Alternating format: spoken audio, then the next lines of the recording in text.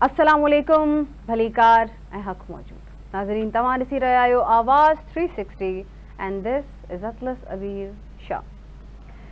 US worry खां attack शुरू करे छॾिया आहिनि ईरान जे मथां ऐं उन खां अलावा ईरान ते वरी नयूं सैंक्शन्स इम्पोज़ पियूं कयूं वञनि। Ali Ansari N Iranian banker उन्हनि जे अकाउंट खे फ्रीज़ करण उन्हनि जो फाइनेंशियल्स खे होल्ड करण जो प्रोसेस स्टार्ट थी चुको आहे। Accusation यह है that Ali Ansari, the Iranian banker, supports IRGC and the leaders in Iran.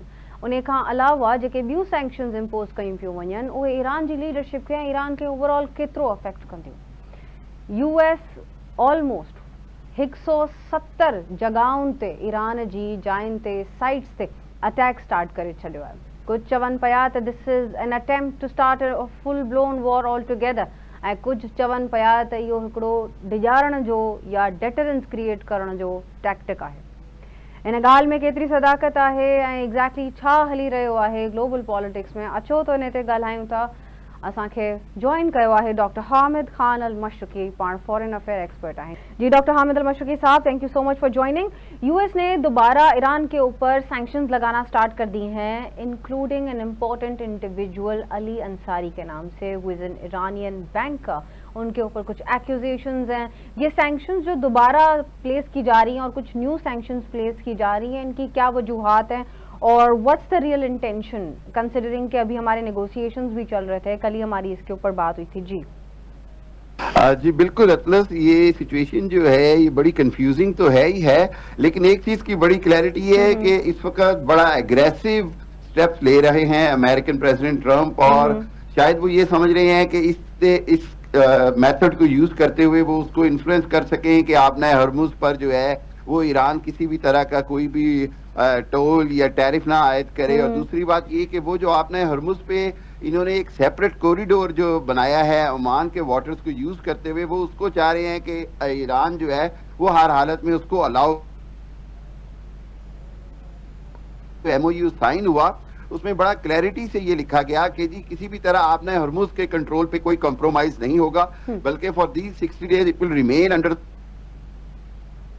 अच्छा, अब दूसरी चीज ये है कि क्या इससे ईरान को कितना नुकसान होगा। तो मेरा ख्याल है कि दुनिया को और अमेरिका को ये समझना चाहिए कि ईरान ने 40-45 साल जो हैं वो इतनी सैंक्शंस में गुजारे, ईरान की पब्लिक ने, ईरान के लोगों ने, और उन्होंने उसके बावजूद इतना रेजिस्ट किया इस वॉर में, अमेरिका को, इसराइल को घुटने टेकने पर मजबूर किया। अगर वो इस तरह इस इंडिविजुअल्स के ऊपर जो 13 इंडिविजुअल्स और कंपनीज को उन्होंने अभी बैन किए हैं, उनके जो हैं वो एसेट्स फ्रीज किए हैं, इससे इंडिविजुअल्स को तो शायद कोई नुकसान पहुंचे, लेकिन as far as the government is concern, the Iran की जो हार्ड लाइनर्स हैं, आपने आज मुश्तबा खामनाई साहब का स्टेटमेंट देखा होगा, बाकर कालीबॉफ का देखा होगा कि वो फिर अब बदले की बात कर रहे हैं, वो फिर वहीं पे वापस बैक टू द स्क्वायर जा रहे हैं, जहां पर तमाम फरीक जो हैं वो एक दूसरे से रेड लाइंस से पीछे हटके रेड लाइंस के ऊपर आ जाएंगे। मैं ये समझता हूं कि अब जरूरत है, जैसे हम बात करते हैं कि जो मीडिएटर्स हैं, इंटरलोकेटर्स हैं, उनकी बात को समझा जाए और हर हालत में दोबारा से सीज फायर इंप्लीमेंट हो, दोबारा से टेक्निकल टीमें बैठें, एटलीस्ट हाईएस्ट लेवल अगर मुज़ाकरात नहीं हो सकते तो टेक्निकल लेवल पे बैठ के तो मामलात को आगे बढ़ाया जाए। सर, कल कहा जा रहा था कि टेक्निकल टीम्स जो हैं वो अभी भी अपनी कॉन्वर्सेशन कंटिन्यू कर रखे हैं, तो क्या इस बात में सदाकत नहीं थी कि टेक्निकल टीम्स ने भी अपनी जो है कॉन्वर्सेशंस क्या रोक दी हुई हैं? देखिए, बात ये है टेक्निकल टीम्स की कॉन्वर्सेशंस का कोई फायदा नहीं है जब तक वो रिजल्ट ओरिएंटेड ना हो। और रिजल्ट ओरिएंटेड से मुराद ये है कि देखिए तीन चीजों के मैकेनिज्म पे बात होनी थी अतलस। एक था आपने हरमुज पर कंट्रोल, दूसरा था यूरेनियम की एनरिचमेंट, और तीसरा था ईरान के फ्रोजन फंड्स को हाउ टू रिलीज देम। अब देखिए, ईरान के फ्रोजन फंड्स जो हैं वो रिलीज नाम का तो कर दिया, लेकिन अभी तक कुछ भी उनको रिसीव नहीं हुआ।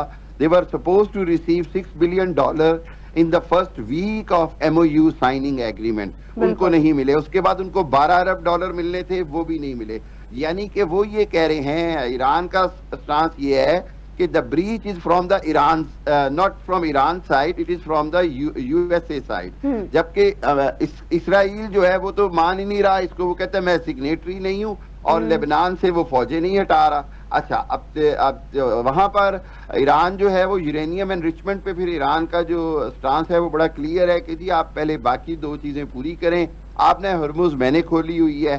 تو اس حوالے سے میں یہ سمجھتا ہوں کہ now the sense must prevail, اور اگر اس جنگ کو اور خطرناک حد تک نہیں بڑھانا تو فوری طور پر تمام فریقین کو یہ بات سمجھنی ہوگی کہ جو ایم او یو ہے اگر اس کو بھی یہ فالو نہیں کر سکتے تو پھر صورتحال جو ہے وہ آؤٹ آف کنٹرول ہو جائے گی. بالکل سر, اگر یو ایس سینکشنز کی بات کی جائے, آپ نے خود مینشن کیا کہ ایران جو ہے سالوں سال انہی سینکشنز کے ساتھ جیتا رہا ہے, ٹیکل کرتا رہا ہے, تو اور کنسیڈرنگ کہ ایم او یو کے ایک ہفتے بعد ان کو ریمبرسمنٹ ہونی تھی کچھ اماؤنٹ کی, کیا ایران واقعی ایکسپیکٹ کر رہا تھا یا ایران کے پاس کوئی پالیسی یا کوئی لائن آف ایکشن ایسا ہے جو کہ ان نیو سینکشنز کو کیٹر کر سکے, کنسیڈرنگ کہ اب نیو سینکشنز کے بعد ایسا لگ رہا ہے کہ یہ جنگ دوبارہ شروع ہونے جا رہی ہے, تو کیا ایران کے پاس کوئی ایسی پالیسی یا ایسا کوئی لائن آف ایکشن موجود نظر آ رہا ہے جو کہ اس کو ٹیک اپ کر پائے گا؟ دیکھیے اطلس, ایران کا سب سے بڑا ڈیپینڈنسی جو ہے نا وہ چائنا کے ساتھ ٹریڈ کے اوپر ہے. بالکل, جب تک چائنا کی ٹریڈ ان کے ساتھ جاری رہتی ہے میں نہیں سمجھتا کہ اس طرح کی جو سینکشنز ہیں وہ ایران کو بہت زیادہ امیڈیٹ افیکٹ کریں گے. لانگر رن میں کرتی ہیں لیکن امیڈیٹ افیکٹ اس لیے نہیں کرتی کہ دیکھیے ایران کا ابھی 6 کروڑ بیرل آئل جو ہے وہ آپ نے ہرمز میں پھنس گیا ہے امریکن بلاکیٹ کی وجہ سے. دوسری چیز یہ ہے کہ یہ جو سینکشنز ہیں یہ ایران کی تو پہلے ہی اگر ان وار سٹیٹ تو ایران کو انہوں نے ویسے بھی فنڈز نہیں دینے تھے. سو میں یہ سمجھتا ہوں کہ سمبولیکلی تو یہ بہت زیادہ نظر اوپر پابندیاں لگ رہی ہیں, صورتحال خراب ہو رہی ہے, ایک دوسرے کو مسلز دکھائے جا رہے ہیں. سر ابھی ایران کی کوئی 170 پلس سائٹس پہ یو ایس اٹیک کر چکا ہے, اور ایران کی ریٹالیشن کی تو بات کر رہا ہے, آیا جی سی بھی ریٹالیشن کی بات کر رہا ہے. آپ نے خود بتایا, باقر کالباس عباس آراغچی کے اسٹیٹمنٹس آ رہے ہیں ہمارے پاس, تو کیا ہم یہ دیکھ سکتے ہیں کہ جو پریویس اسٹریٹجی تھی ایران کی to target U S military bases within the G C C and within the reach, ہمارے کانٹیننٹ کی جو ریچ میں ہے ان کے اوپر اٹیک کرنا, یہ ان کی اسٹریٹجی بیچ میں رہی ہے, کیا آپ کو لگتا ہے کہ despite the conversations going on, despite the meeting with Qatar, Iran strategy پہ دوبارہ ریوائیو کرے گا یا اب کیا وہ ڈائریکٹ جائے گا؟ What do you think? دیکھیے اطلس, دو باتیں ہیں. ایک تو یہ کہ جب یہ کانفلکٹ شروع ہوا فیبرری میں تو ایران نے جتنے بھی امریکن بیسز جہاں جہاں تھے, سعودی عرب میں تھے, قطر میں تھے, یو اے ای میں ہیں, سب جگہ پر اٹیک کیے. پھر اس کے بعد ایک پاکستان کی میڈیشن کوششوں سے اور بہت سارے معاملات سے سعودی عرب اور قطر کے ساتھ ان کی ایک انڈرسٹینڈنگ ڈیولپ ہو گئی کہ سعودی عرب will restrict U S A to use their air bases. Against that Iran نے ان پہ ٹیکس چھوڑ دیے.